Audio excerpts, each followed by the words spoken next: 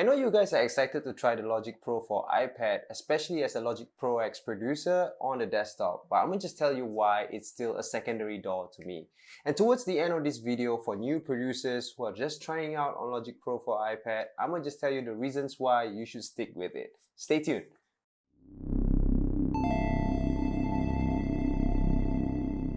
Hey everyone, it's Vibe Synthetic. Today is not going to be a tutorial for Logic Pro for iPad, but rather my thoughts on it using as a secondary door complementing Logic Pro for desktop.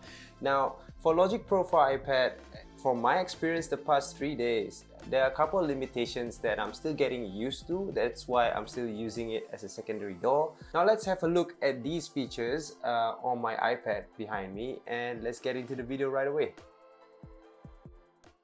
Okay, so the good thing about the Logic Pro for iPad is basically the gestures that are integrated with the iPad and the software itself. If you look at its basic timeline, you can actually zoom in like this using your fingers. It's really responsive and I kind of like it. The fact that you can optimize the view further of the timeline, you can basically just pinch this and this will get smaller. If you look at the editor, on this track, on my drum track, I have a compressor. You can basically see all the plugins over here. It's easy to edit them. Of course, these plugins are really very condensed. In this view, you can always open up by holding it and show details. This is the part that I really don't like about the Logic Pro. Yes, I know it's due to real estate issues on the screen. You have to scroll down, then you can adjust all these parameters. You can't see it all at once, just like the Logic Pro for desktop. You can always go back and see this as a small mini inspector track for effects. And then there's also one more thing about the Logic Pro for iPad is basically the automation with your Apple Pencil. So I'm just turn on the automation over here. If I really want to automate stuff, I can head over to the pencil tool. I can put points there and I can basically drag it up. I can basically curve it. There you go. The automation part of Logic Pro is pretty amazing. You can just draw it. There's a brush mode where you can just draw things like this. It's quite amazing. But that's the thing, due to real estate, you have to sort of like expand and condense it whenever you can so that you'll have a better view of the project. Okay, so reason number 2 why I don't really like working as a main DAW for Logic Pro for iPad is due to the fact that the sound library is really very limited. If you were to go up here and go to the browser tab, the sound library is coming from a lot of Apple's artist and producer packs and instrument packs. These are all downloadable. One thing, my iPad is only 128 GB, so in terms of storage, it's not really enough. At the same time, once you download them, you can only see them on this side of the panel. But the issue is basically having a custom sample that you want to add into here is just very difficult because the browser doesn't read any iCloud files.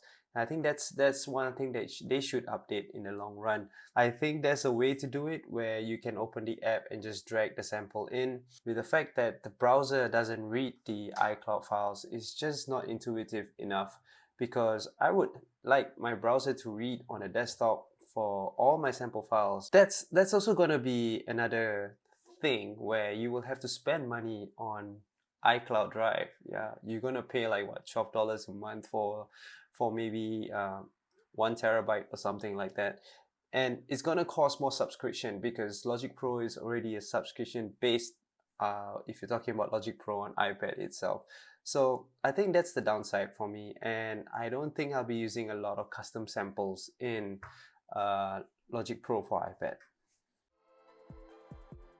Now, the last thing that makes me want to use the Logic Pro for iPad as a secondary DAW is because of, hear me out, compatibility issues of third-party plugins. Third-party plugins is just what I need. I always use a lot of Massive, Serum, and of course Machine. Machine is still my favorite sequencer in conjunction with Logic Pro itself. Sadly for the iPad, most of the compatible plugins are stock, and I think it's still good enough, but it's still a little bit condensed. If you were to look at the mixer window, up on the green side of the tracks, say Alchemy, if you want to change this, you just have to click the plus icon over here, which is another double step for the Logic Pro itself.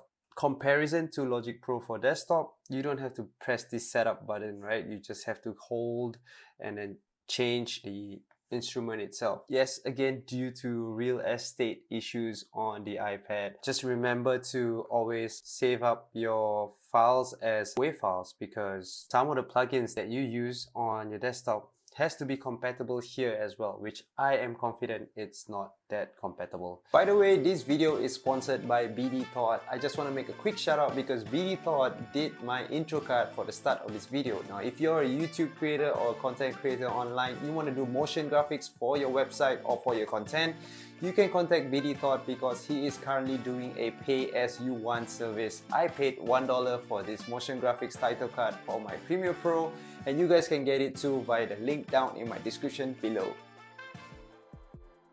However, the Logic Pro for iPad is good for beginners. Now, I feel this way because there's a couple of gestures that you can use on Logic Pro, and of course with the Apple Pencil, it's a lot easier to edit things, and basically the whole UI of Logic Pro for iPad is a lot more fun to look at. Second thing is, it's also good for people who wants to do a rough mix on their song. So probably they want to export all the stems as WAV in the project in their desktop and then bring it over to Logic Pro for iPad, go on a holiday and start mixing your tracks with their stock plugins. Also, for new users on Logic Pro for iPad, if you guys are interested to know further about the Logic Pro for desktop, because later on you are going to transit into that version, I'm going to leave a video that I did previously on the basic principles for using Logic Pro for desktop up here on the top. So check that out. So, producers, will you guys still subscribe to the Logic Pro for iPad? Let me know in the comments down below. Otherwise, if you really like this video, remember to smash that like button, hit the subscribe button on my channel as well, and lastly, turn on the post notification bell button so that whenever I release more videos about Logic Pro and Logic Pro for iPad, you guys will get notified. Well then, I'm Vibe Synthetic once again. I hope to see you guys on the next video. Thanks for watching. Peace.